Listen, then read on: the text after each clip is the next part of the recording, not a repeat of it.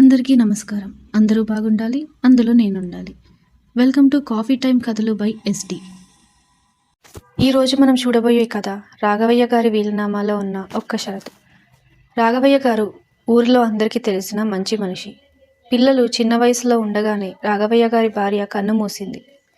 ఆ రోజు నుంచి అమ్మా నాన్న ఇద్దరుగా మారి తన ముగ్గురు పిల్లలను ఎంతో ప్రేమగా పెంచారు. పెద్ద కొడుకు అర్జున్ చదువు పూర్తయ్యాక హైదరాబాద్ వెళ్ళి సొంతంగా ఒక వ్యాపారం ప్రారంభించాడు. కష్టపడి ఎదిగాడు. బయటికి చూస్తే అన్నీ బాగానే ఉన్నట్టు కనిపించేవి. కానీ ఆ వ్యాపారాన్ని నిలబెట్టుకోవడానికి ఎంత ఒత్తిడిని ఎదుర్కొంటున్నాడో అతనికి మాత్రమే తెలుసు. చిన్న కొడుకు కిరణ్ ఊరిని వదిలి వెళ్ళాలని ఎప్పుడూ అనుకోలేదు. వ్యవసాయమే తన జీవితమని నమ్మాడు. ఇంటికి కొంచెం దూరంలో తన పొలం దగ్గరే చిన్న ఇల్లు కట్టుకొని ఉండేవాడు. ఇక కూతురు మీరా పెళ్ళై తన కుటుంబంతో సంతోషంగా జీవిస్తోంది. ముగ్గురు తమ తమ జీవితాల్లో బిజీ అయిపోయారు. కానీ ఈ ముగ్గురు మధ్య ఒకప్పుడున్న అనుబంధం మాత్రం ఎప్పుడో దూరం అయిపోయింది. అందులో ముఖ్యంగా అర్జున్ కిరణ్. వాళ్ళ ఇద్దరి మధ్య మాటలు తగ్గాయి. కాలేజీ రోజుల నుంచే అర్జున్ ఇంజనీరింగ్ పూర్తి చేసిన తర్వాత వ్యాపారం చేయాలని నిర్ణయించుకున్నాడు. దానికి కొంత డబ్బు అవసరం. అందుకు తండ్రిని ఒక మాట అడిగాడు. నాన్న, పొలంలో కొంత భాగం అమ్మేద్దాం. ఆ డబ్బుతో నేను వ్యాపారం మొదలు పెడతాను. కానీ కిరణ్ దానికి ఒప్పుకోలేదు. ఆ పొలం మన అమ్మా నాన్నల కష్టం. అది అమ్మి వ్యాపారం చేయడం నాకు ఇష్టం లేదు అన్నాడు. రాఘవయ్య గారు కూడా కిరణ్ మాటకి మద్దతు ఇచ్చారు. పొలం అమ్మను అర్జున్, అది మన కుటుంబానికి గుర్తు అన్నారు. ఆ మాట అర్జున్ మనసుకు చాలా గుచ్చుకుంది. నన్ను నమ్మడం లేదు అని అనుకున్నాడు. ఎలాగో బ్యాంక్ లోన్ తీసుకుని వ్యాపారం మొదలుపెట్టాడు. మరోవైపు కిరణ్ మాత్రం అన్నయ్యకి ఈ ఇల్లు కంటే డబ్బే ముఖ్యమని భావించేవాడు. ఆ రోజు మొదలైన దూరం రోజు రోజుకి పెరుగుతూ వచ్చింది. పండగలు వచ్చినా, కుటుంబంలో ఏ కార్యక్రమాలు జరిగినా మాటలు అవసరమైనంత వరకే. నవ్వులు సరదాలు అన్నీ గతంలో కలిసిపోయాయి. అయితే మీరా మాత్రం ఇద్దరు అన్నదమ్ములు మళ్ళీ ఒకటవ్వాలని ఎప్పుడూ కోరుకునేది. కానీ ఎంత ప్రయత్నించినా వాళ్ళ మధ్య ఉన్న గోడ మాత్రం కూలలేదు. ఒకరోజు ఉదయం రాఘవయ్య గారికి అకస్మాత్తుగా గుండెపోటు వచ్చింది. హాస్పిటల్కు తీసుకువెళ్లే లోపే ఆయన కన్ను మూశారు. ఆ వార్త ముగ్గురు పిల్లల జీవితాలను ఒక్కసారిగా ఆపేసింది. ఎవరి పనులు వాళ్ళు వదిలేసి ఊరికి చేరుకున్నారు. అంత్యక్రియలు, పెద్ద కర్మ అన్నీ పూర్తయ్యాయి. ఇల్లు మళ్ళీ నిశ్శబ్దంగా మారిపోయింది. ప్రతి ఒక్కరూ తిరిగి తమ తమ జీవితాలకు వెళ్ళాలని అనుకుంటున్న సమయంలో రాఘవయ్య గారి లాయర్ నుంచి ఒక ఫోన్ కాల్ వచ్చింది. రేపు ఉదయం మీ ముగ్గురు నా ఆఫీస్కి రండి. రాఘవయ్య గారు రాసిన వీలునామా చదవాలి. ముగ్గురు ఒకరి ముఖం ఒకరు చూసుకున్నారు. ఆ ఫోన్ కాల్ వాళ్ళ జీవితాల్లో మరో కొత్త అధ్యాయానికి నాంది పలికింది. మరుసటి రోజు ఉదయం ముగ్గురు లాయర్ ఆఫీసుకు చేరుకున్నారు. ఆఫీసులో నిశ్శబ్దం. ఎవరి మనసులో వాళ్ళ ఆలోచనలు. అర్జున్ మాత్రం తన వ్యాపారం గురించి ఆలోచిస్తున్నాడు. ఈ ఆస్తి త్వరగా నా చేతికి వస్తే బ్యాంక్ లోన్ తీర్చేయొచ్చు. కిరణ్ మనసులో మరో ఆలోచన. ఈ ఇంటి మీద, పొలం మీద నాకు కూడా అంతే హక్కు ఉంది. నాకు రావాల్సిన హక్కు నేను వదులుకోను. మీరా మాత్రం ఇద్దరిని ఒకసారి చూసింది. ఇంకా ఎన్నాళ్ళు ఇలా ఉంటారో అని మనసులో అనుకుంది. లాయర్ వాళ్ళ ముందు ఒక ఫైల్ పెట్టాడు. ఇది రాఘవయ్య గారి వీలునామా అని చెప్పి చదవడం ప్రారంభించాడు. నా పేరు మీద ఉన్న ఇల్లు, వ్యవసాయ భూమి, బ్యాంకులో ఉన్న డిపాజిట్లు నా ముగ్గురు పిల్లలకు సమానంగా చెందాలి. ఆ మాట వినగానే అర్జున్ ఊపిరి పీల్చుకున్నాడు. కిరణ్ కూడా కాస్త రిలాక్స్ అయ్యాడు. ఇద్దరు ముఖాల్లో ఇక ఆస్తి పంచేస్తారు అని భావన కనిపించింది. అప్పుడే లాయర్ మరో పేజీ తిప్పి చదవడం కొనసాగించాడు. నా ఆస్తిని తీసుకునే ముందు నా పిల్లలు ఒక షరతు తప్పకుండా పాటించాలి. అర్జున్ కొంచెం అసహనంగా ఏ షరతు అని అడిగాడు. చివరి పేజీ తెరిచాడు. నా ముగ్గురు పిల్లలు మన పాతింట్లో 30 రోజులు కలిసి ఉండాలి. అర్జున్ వెంటనే నవ్వేశాడు. అది కూడా ఒక షరతేనా? లాయర్ పూర్తిగా వినండి అన్నాడు. మళ్ళీ చదవడం మొదలుపెట్టాడు. ఆ 30 రోజుల్లో మీలో ఎవరైనా ఇంటి నుంచి బయటికి వెళ్తే నా ఆస్తిలో ఒక్క రూపాయి కూడా ఎవరికీ దక్కదు. ముగ్గురు ఆశ్చర్యంగా ఒకరి వైపు ఒకరు చూశారు. లాయర్ మరో వాక్యం చదివాడు. అలా చేయకపోతే ఆస్తి మొత్తం అనాథాశ్రమంకు చెందుతుంది. గదిలో ఒక్కసారిగా నిశ్శబ్దం అలుముకుంది. కొన్ని క్షణాలు ఎవరు ఒక్క మాట కూడా మాట్లాడలేదు. అర్జున్ కుర్చీలో నుంచి లేచి, అసలేంటిది? 30 రోజులు కలిసి ఉండటానికి ఆస్తికి సంబంధం ఏంటి అని కోపంగా అడిగాడు. లాయర్ ప్రశాంతంగా, అదే ప్రశ్న నేను కూడా అడిగాను. అప్పుడు మీ నాన్నగారు ఒక మాట చెప్పారు. ముగ్గురు ఆసక్తిగా ఆయన వైపు చూశారు. ఈ షరతు పూర్తయిన రోజు నా పిల్లలకే సమాధానం తెలుస్తుంది. ఆ ఒక్క మాట ముగ్గురిని ఇంకా అయోమయంలో పడేసింది. అర్జున్ మళ్ళీ అడిగాడు, అయితే ఇంటికి కావాల్సినవి, తినడానికి సరుకులు? లాయర్ చిరునవ్వు నవ్వాడు. దాని గురించి కూడా రాఘవయ్య గారు ముందే ఆలోచించారు. ఇన్నేళ్లుగా ఆయనను చూసుకుంటున్న రాములు ఈ 30 రోజులు మీకు కావాల్సిన సరుకులు, కూరగాయలు, మందులు బయట నుంచి ఏది కావాలన్నా తీసుకొచ్చి ఇస్తాడు. మీరు బయటికి వెళ్లాల్సిన అవసరం రాకూడదని ఆయన ముందుగానే ఏర్పాటు చేసి వెళ్లారు. కొద్దిసేపు ఆగి, రాములు ఇంట్లోకి రాడు, గేటు దగ్గరే సరుకులు ఇచ్చి వెళ్తాడు, మీరు తీసుకోవాలి అంతే. ఇక ఆ షరతు పాటించడం తప్ప వాళ్ళకు మరో మార్గం లేదు. లాయర్ ఆఫీస్ నుంచి బయటికి వచ్చిన తర్వాత ముగ్గురు ఒక్క మాట కూడా మాట్లాడలేదు. ఎవరి కారులో వాళ్ళెక్కి వెళ్ళిపోయారు. ఆ రాత్రంతా ముగ్గురి మనసులో ఒకటే ఆలోచన, 30 రోజులు కలిసి ఉండాలా? అర్జున్ ఇంటికి వెళ్ళగానే ఈ విషయం తన భార్య నందినికి చెప్పాడు. ఆమె ఆశ్చర్యంగా 30 రోజులా అని అడిగింది. అవును, వెళ్ళక తప్పదు అన్నాడు అర్జున్. కొద్దిసేపు ఆలోచించిన నందిని, పిల్లలకు స్కూల్ ఉంది, వాళ్ళని ఇన్ని రోజు సెలవులు పెట్టించడం కుదరదు, మేము ఇక్కడే ఉంటాం, నువ్వు వెళ్ళిరా అంది. అర్జున్ కూడా అదే మంచిదని భావించాడు. అటు కిరణ్ కూడా అదే విషయం చెప్పాడు. వెంటనే అతని భార్య కీర్తి, పొలం పని ఉంది, పాడి పశువులను చూసుకోవాలి, నేను ఇక్కడే ఉంటాను, నువ్వు వెళ్ళిరా అంది. కిరణ్ సరే అని తలూపాడు. మీరా ఇంటికి వెళ్ళాక కూడా ఆలోచనలోనే ఉంది. ఆమె భర్త శ్రీకాంత్ ఏమైంది అని అడిగాడు. మీరా జరిగిందంతా చెప్పింది. కొద్దిసేపు మౌనంగా విన్న శ్రీకాంత్, ఆస్తి వస్తుందో రాదో నాకు తెలియదు, కానీ ఈ 30 రోజులు మాత్రం వదులుకోకు. మీరా ఆశ్చర్యంగా చూసింది. శ్రీకాంత్ మళ్ళీ, నీ ఇద్దరు అన్నయ్యల గురించి ఎంత చెప్పేదానివో నాకు తెలుసు. ఇప్పుడు వాళ్ళిద్దరూ ఒక చోట ఉండే అవకాశం వచ్చింది. ఈ అవకాశంతో నేను వాళ్ళతో కొంత సమయం గడుపు. మళ్ళీ ఇలాంటి అవకాశం వస్తుందో రాదో ఎవరికీ తెలీదు అన్నాడు. మీరా కళ్ళల్లో చిన్న ఆనందం కనిపించింది. మరి మీరు అని అడిగింది. మేమంతా బాగుంటాం, నువ్వు నిశ్చింతగా వెళ్ళిరా అన్నాడు శ్రీకాంత్. ఆ మాట విన్న మీరా ఎన్నో ఏళ్ల తర్వాత మనస్ఫూర్తిగా నవ్వింది. మరుసటి రోజు ఉదయం ముగ్గురు తమ తమ బ్యాగులు సర్దుకొని చిన్ననాటి జ్ఞాపకాలతో నిండిన ఆ పాత ఇంటి ముందు మళ్ళీ కలుసుకున్నారు.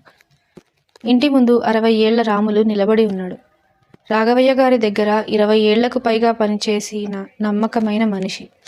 ముగ్గురిని చూసి అతని కళ్ళు చెమ్మగిల్లాయి. అయ్యగారు లేరనే మాట ఇంకా నమ్మలేకపోతున్నాను బాబు అని చెప్పి ఇంటి తాళాలు అర్జున్ చేతిలో పెట్టాడు. మీకు ఏది కావాలన్నా నాకు ఫోన్ చేయండి, రోజు ఉదయం సాయంత్రం గేటు దగ్గరికి తీసుకొచ్చి పెడతాను. అయ్యగారు నాపై పెట్టిన చివరి బాధ్యత, ఈ 30 రోజులు మీకు ఎలాంటి ఇబ్బంది రాకుండా చూడమని అని చెప్పి వెళ్ళిపోయాడు. ఇంట్లో అడుగుపెట్టిన 5 నిమిషాలకే మొదటి గొడవ మొదలైంది. అర్జున్ తన బ్యాగ్ తీసుకొని కింద ఉన్న పెద్ద గదిలో పెట్టాడు. అది చూసిన కిరణ్, ఆ గదిలో నేనే ఉంటాను అన్నాడు.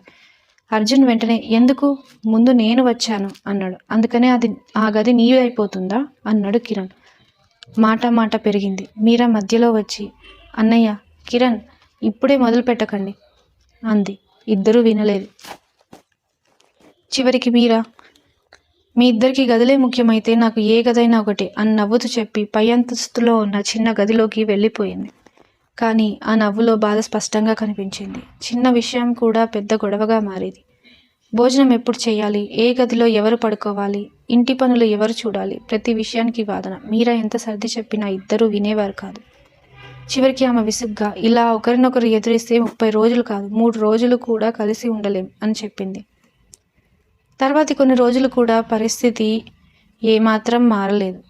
ఉదయం ఎవరు టీ చేయాలి, కరెంటు బిల్లు ఎవరు కట్టాలి, ఇంటిని ఎవరు శుభ్రం చేయాలి అన్న గొడవ, టీవీలో ఏ ఛానల్ పెట్టాలన్నా గొడవే. మొదటి వారం పూర్తయ్యేసరికి ఆ ఇంట్లో ఒక విషయం మాత్రం అందరికీ అర్థమైంది. ప్రేమ పోయిందో లేదో తెలియదు, కానీ అహంకారం మాత్రం ముగ్గురి మధ్య పెద్ద గోడలా నిలబడి ఉంది. 10 రోజులు గడిచాక అర్జున్ లాయర్కు ఫోన్ చేశాడు. ఇంటి రిజిస్ట్రేషన్ పత్రాలు కనిపించడం లేదు అని అన్నాడు. మీ నాన్నగారు ఇంట్లో ఎక్కడో పెట్టి ఉంటారు, ఒకసారి వెతకండి అని లాయర్ అన్నాడు. అర్జున్ మనసులో ఒకటే ఆలోచన, ఆ పత్రాలు దొరికితే ఆస్తి పని త్వరగా పూర్తవుతుంది. ఆ రాత్రి అందరూ నిద్రపోయాక అతను నాన్న గదిలోకి వెళ్ళాడు. పాత అల్మారాలు, డ్రాయర్లు, ఫైళ్లు ఒక్కొక్కటి వెతుకుతూ ఉన్నాడు. అప్పుడే బీరువా వెనుక మూలలో దుమ్ము పట్టిపోయిన ఒక చిన్న చెక్క పెట్టె కనిపించింది. దానికి చిన్న తాళం వేసి ఉంది. ఇదేంటి అని చేతిలోకి తీసుకొని చూశాడు. ఎంత ప్రయత్నించినా తాళం మాత్రం తెరుచుకోలేదు. అప్పుడే వెనక నుంచి ఒక స్వరం వినిపించింది. ఏమైంది అన్నయ్య, ఏదైనా వెతుకుతున్నావా? అర్జున్ ఉలిక్కిపడి వెనక్కి తిరిగి చూశాడు. అక్కడ కిరణ్ నిలబడి ఉన్నాడు. అర్జున్ చేతిలో ఉన్న పెట్టెను చూపిస్తూ లాయర్ ఇంటి పత్రాలు వెతకమన్నాడు. వెతుకుతుంటే ఇది దొరికింది. కిరణ్ దగ్గరకు వచ్చి పెట్టెను చూశాడు. నేను ఈ పెట్టెను ఎప్పుడూ చూడలేదు.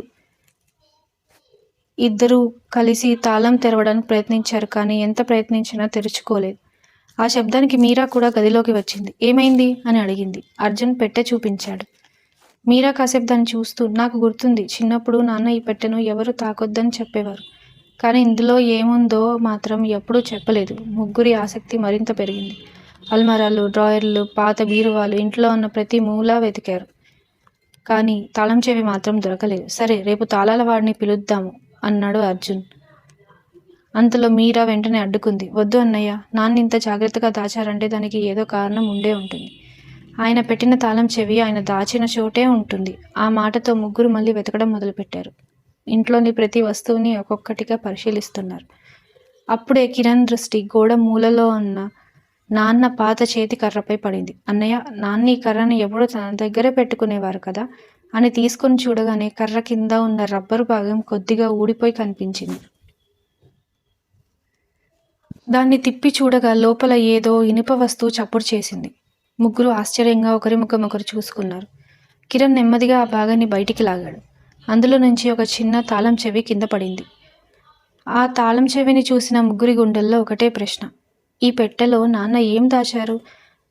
మీరా వణుకుతున్న చేతులతో ఆ చిన్న తాళం చెవి పెట్టెకు పెట్టింది. టక్ అనే శబ్దంతో తాళం తెరుచుకుంది. ముగ్గురు ఆసక్తిగా లోపల చూశారు. కానీ వాళ్ళు ఊహించినట్లుగా బంగారం లేదు, డబ్బు లేదు, ఆస్తి పత్రాలు కూడా లేవు. అర్జున్ నిరాశగా, ఇంత జాగ్రత్తగా దాచింది ఇదేనా అన్నాడు. పెట్టెలో ఒక పాత డైరీ, కొన్ని ఫోటోలు, ఒక చిన్న చెక్క బొమ్మ, పాత చేతి గడియారం, ఎర్రని 2 రిబ్బన్లు, ఒక చిన్న క్రికెట్ బ్యాట్. అంతే. కొన్ని క్షణాల ముగ్గురికి ఏమీ అర్థం కాలేదు. మీరా ఎర్రని రిబ్బన్లను చేతిలోకి తీసుకుంది.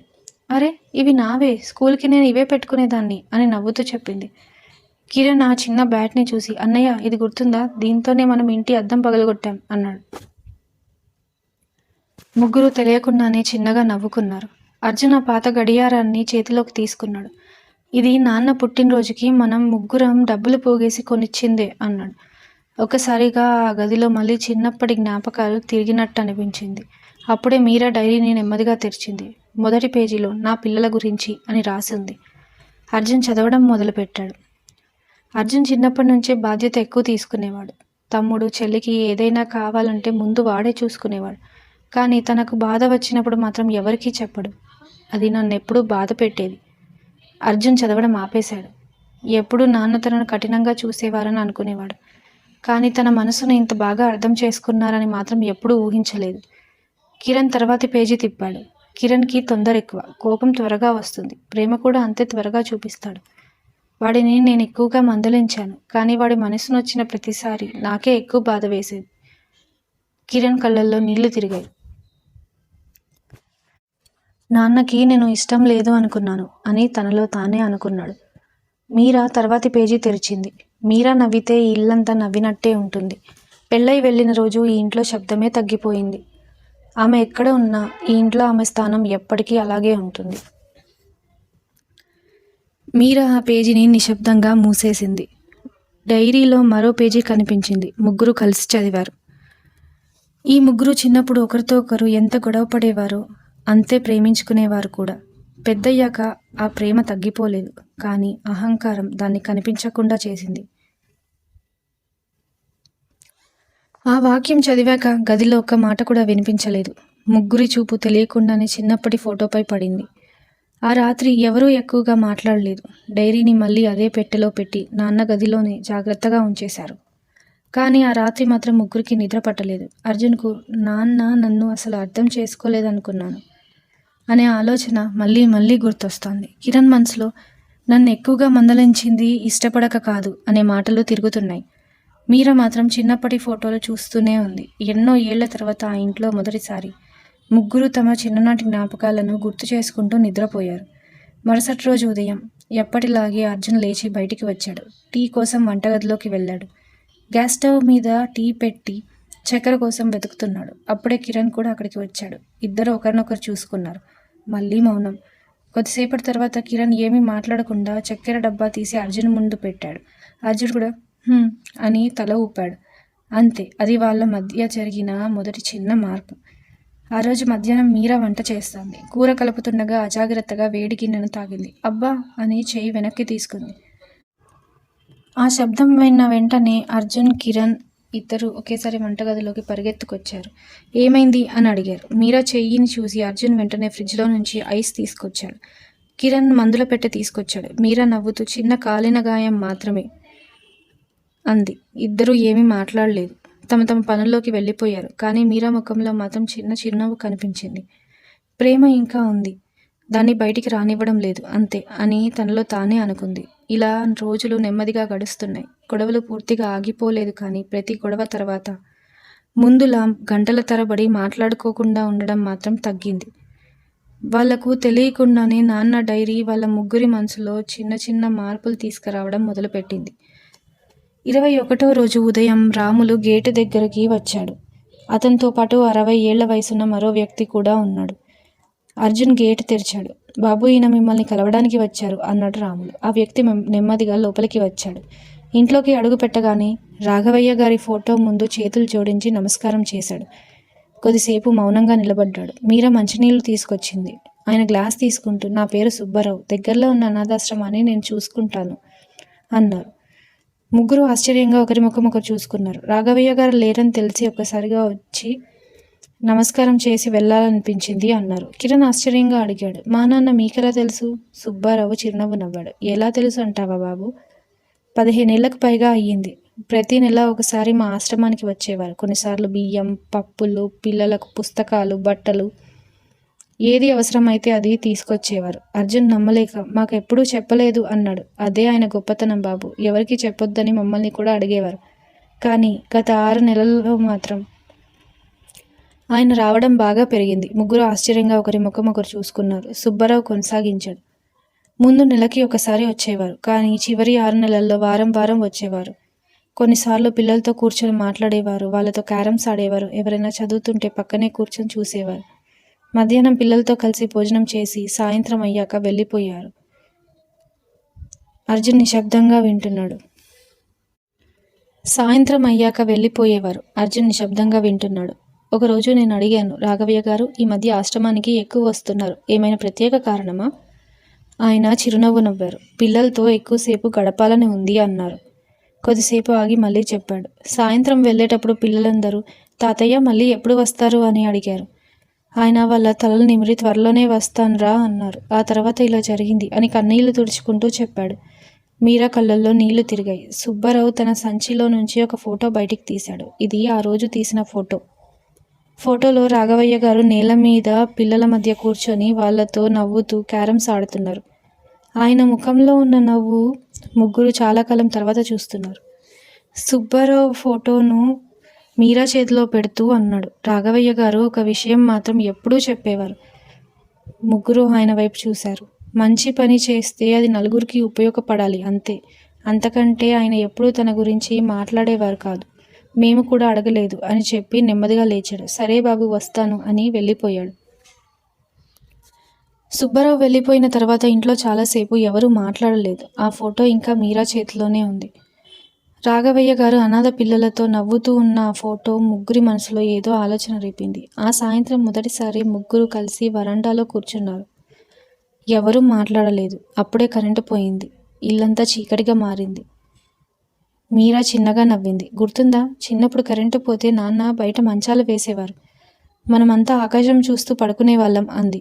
అర్జున్ ఏమీ మాట్లాడలేదు. కిరణ్ మాత్రం అప్పుడు నాన్న ప్రతి రాత్రి ఒక కథ చెప్పేవారు అన్నాడు. మీరా నవ్వుతూ, నువ్వు కథ పూర్తవక ముందే నిద్రపోయేవాడివి అంది. కిరణ్ కూడా చిన్నగా నవ్వుకున్నాడు. అర్జున్ వాళ్ళిద్దరినీ చూస్తూ చాలా రోజులకి చిన్నగా నవ్వాడు. ఆ నవ్వు కొన్ని క్షణాలే, కానీ మీరా మాత్రం దాన్ని గమనించింది. మరుసటి రోజు రాములు సరుకులు తీసుకొచ్చాడు. బాబు అని అర్జున్ని పిలిచాడు. ఏమైంది రాములు? అయ్యగారు చివరి 6 నెలల్లో ఒక పని మాత్రం నాతో తప్పకుండా చేయించేవారు. ముగ్గురు ఆయన వైపు చూశారు. ప్రతి ఆదివారం ఈ ఇంట్లో అందరికీ ఇష్టమైన వంటలు చేయించేవారు. మీరా ఆశ్చర్యంగా అడిగింది. కానీ ఇంట్లో ఆయన ఒక్కరే ఉండేవారు కదా? అవునమ్మా, రాములు నెమ్మదిగా తల ఊపాడు. కానీ ముగ్గురు ఇంట్లో ఉన్నట్లు ముగ్గురికి ఇష్టమైన వంటలన్నీ చేయమని చెప్పేవారు. అర్జున్ బాబుకి పులిహోర, కిరణ్ బాబుకి గారెలు, నీకు పాయసం అన్నీ టేబుల్ మీద పెట్టించేవారు.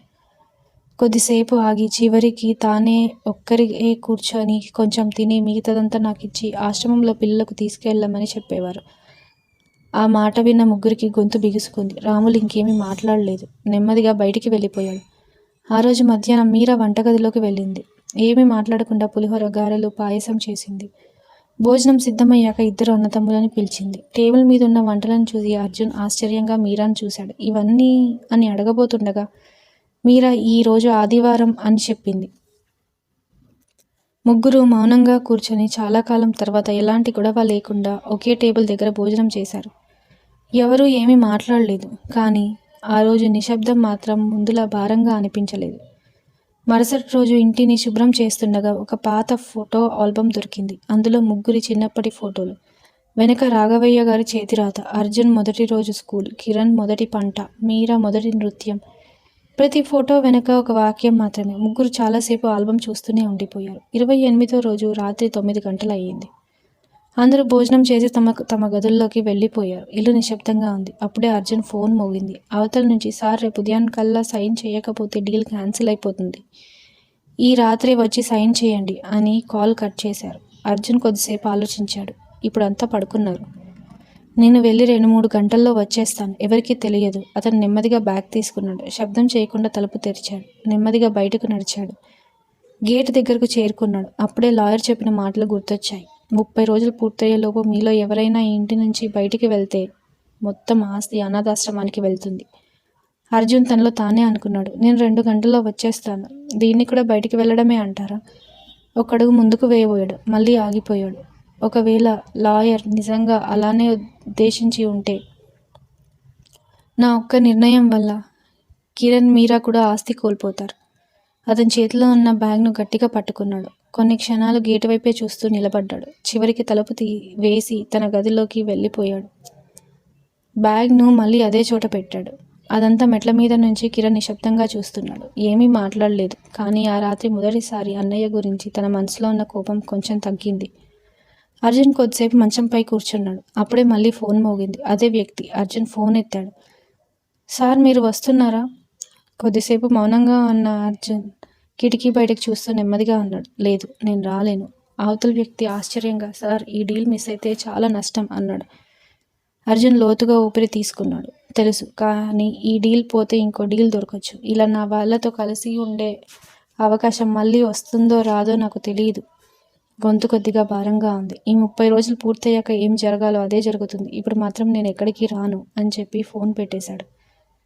అర్జున్కు తెలియదు. ఆ గది బయట కిరణ్ నిలబడి ఉన్నాడు. అన్నయ్య మాట్లాడిన ప్రతి మాట అతని చెవుల్లో స్పష్టంగా వినిపించింది. కొద్దిసేపు అలానే నిలబడ్డాడు.